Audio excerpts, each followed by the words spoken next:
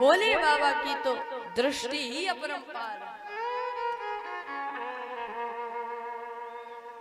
वंदे सूर्य शशांक वहीन नयन वंदे मुकुंद प्रियम।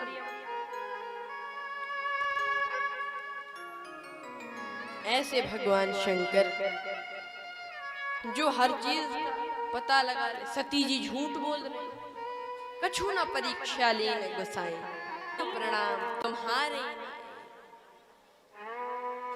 लेकिन इस प्रसंग से हमें ये समझ में आता है कि हमें कभी भी झूठ नहीं बोलना चाहिए। We should not tell lie। हमें कभी भी झूठ नहीं बोलना चाहिए। आहा, लेकिन सती जी झूठ बोलती। और भगवान शंकर से तो क्या छिप सकता है। भगवान शंकर है, वे सब समझ गए और मन ही मन सती जी का त्याग कर दिया। मन ही मन सती जी का त्याग किया और अच्छा सती जी को बताया भी नहीं और त्याग कर दिया। अब सोचा कि कैलाश पर्वत चले, तो कैलाश पर्वत के लिए आगे बढ़े और कैलाश पर्वत जा रहे थे। बीच में मार्ग में ही आकाशवाणी जय महेश भली भक्ति दृढ़ाई। हे शंकर जी जय हो आपकी, बहुत बड़ी भक्ति की दृढ़ता है। इतना ही कहते तो ठीक, असपन तुम बिन करई कुआन, आपके अलावा ऐसा तप और कौन कर सकता। शंकर जी ने सोचा कि हम जैसे तैसे अपने घर में सुख शांति रखें, अब इस आकाशवाणी की क्या आवश्यकता। लेकिन अब सती जी के मन में जिज्ञासा हुई कि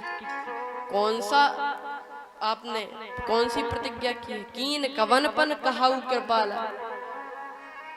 अब भगवान शंकर ने सोचा कि सत्य बोलते हैं तो सती जी के मन में दुख होगा और असत्य बोलना उचित नहीं है।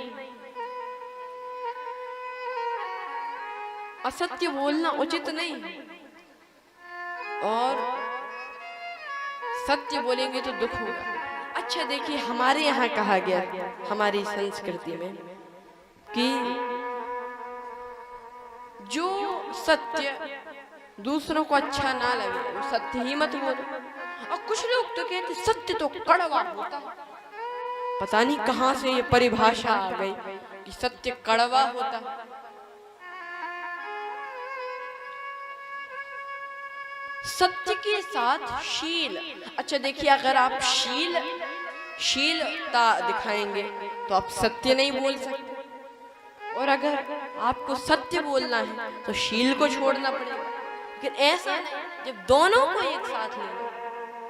जैसे आपने जलेबी बनती देखी, एक कढ़ाई में जलेबी बनती है और फिर जब जलेबी सिक जाती है तो दूसरी कढ़ाई में डालते हैं, तो फिर उसमें से सीरा जलेबी में लगाते, तभी वो जलेबी मीठी हो पाती है। और हम भी इससे शिक्षा लें कि हम सत्य की कढ़ाई में अपने वाक्य को खरा सेक तो लो, लेकिन शील की चाशनी में डुबो कर सामने वाले को ये सत्यम ब्रूयात प्रियम ब्रूयात न ब्रूयात असत्यम सत्यम अप्रियम। सत्य बोलो, प्रिय बोलो। आहा, हमें सत्य बोलना चाहिए। अब एक बार की बात है, एक पिता के घर रिश्तेदार आए, तो रिश्तेदार जल्दी जाने लगे। तो कहा अरे अभी आप मत जाइए, मैं कुछ मंगवा देता हूँ खाने के लिए। तो कहा नहीं जल्दी जाना है कुछ। तो कहा बाजार से मंगवा देता हूँ। तो अपने बेटे को 10 रुपए पिता ने दिए कि जाओ गरम गरम जलेबी। हाँ, पिता बोला जानते हो ना गरम गरम का मतलब जैसे ही कढ़ाई से निकले तैसे अब बेटा गया दुकान पर जले। अब जैसे ही दुकानदार ने सेका और वो चाशनी वाली कढ़ाई में डालने लगा तो बेटा बोला ये क्या गड़बड़ करते हो। पिताजी ने कहा जैसे ही कढ़ाई से निकले तैसे ले आए।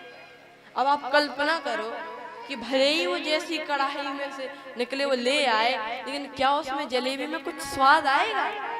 नहीं आएगा। इसी प्रकार से हम सत्य तो बोले लेकिन शील की चाशनी भी तब दूसरे वाले को सुनने में आना। लेकिन भगवान शंकर के सामने ऐसी समस्या कि सत्य बोलेंगे तो सती जी को दुख होगा, पर असत्य बोलना तो उचित है ही नहीं। इसीलिए क्या किया, टाल दिया। अरे फिर कभी बताएंगे। और तमाम कथाएं सुनाई जब तक कैलाश नहीं पहुंच गए, ताकि सती जी को भी ये फुर्सत ना मिले पूछने की कि कौन सी प्रतिज्ञा। सती जी ने सोचा कि कोई बात नहीं, घर चलो, वहां पर तो पूछेंगे।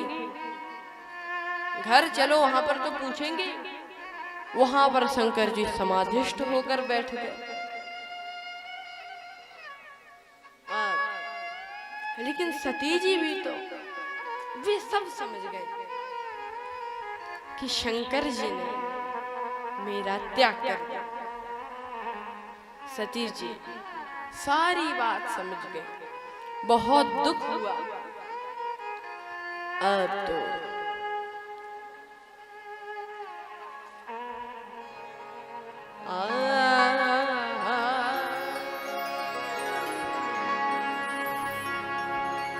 बीते संवत, बीते संवत सहस सतासी, बीते संवत सहस सतासी,